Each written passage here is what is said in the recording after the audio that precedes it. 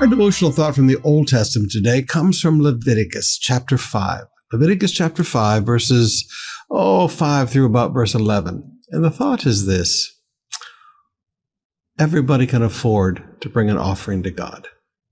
Everybody can afford to bring an offering to God. Now, sometimes I remember as a baby Christian, I read through these offerings in the Old Testament, and I thought, my goodness, that's a lot of money. I mean, an entire lamb. Some families might not have a lamb. An entire bull, a goat. I mean, this was an agricultural society, and the Bible speaks about people taking one person's lamb away from them. How can people do these sacrifices if they don't have any prosperity? Leviticus 5, beginning with verse 5. When you become aware of your guilt in any of these ways, you must confess your sin. Then you must bring to the Lord as a penalty for your sin a female from the flock, either sheep or goat. This is a sin offering with which the priest will purify you from your sin, making you right with God. But if you can't afford to bring a sheep, you may bring to the Lord 2 turtledoves or 2 young pigeons as a penalty for your sin. One of the birds will be for a sin offering and the other for a burnt offering. Verse 11. If you cannot afford to bring 2 turtledoves or 2 young pigeons, you may bring 2 quarts of choice flour for your sin offering. Since it is an offering for sin, you must not moisten it with olive oil or put any frankincense on it. Now notice with me, please.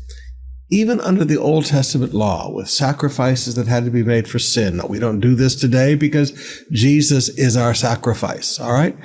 You'll see bloody sacrifices again in the millennium as we look back at what Jesus has done for us. Right now, these people were looking forward to Jesus as the sacrifice. But you look at it again and you say these things cost a lot of money, but he said if you don't have enough for the sheep or the goat, then you bring 2 young pigeons. And if you don't have enough for 2 young pigeons, then bring 2 quarts of fine flour. Now, that would be almost nothing because people ground their own flour. So basically, they would just go to their field, pull some wheat, come and put it on the stone and grind it themselves and put some effort in it. Everybody could give something. Many, many, many, many, many years ago, back in 1980, we were all so poor in those days. Our entire offerings in those days for a Sunday, for all of the services on a weekend would be 4,000 pesos. But some of our people were so poor and they said, Pastor Sumrall, we have no money, but we want to give something. And I used to tell them, based on these verses, God was looking for the effort of you wanting to do something. They had to grind flour until it was choice flour. I said, why don't you take a stone and just make it shiny? Just sit there and polish a stone and then bring that stone and bring it to the Lord. And we had several families in the early days that's what they did. They'd find a seashell, they'd find a stone.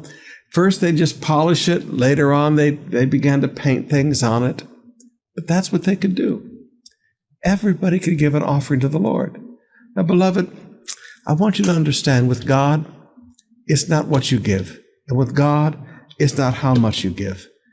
With God, it's the generosity that he looks at.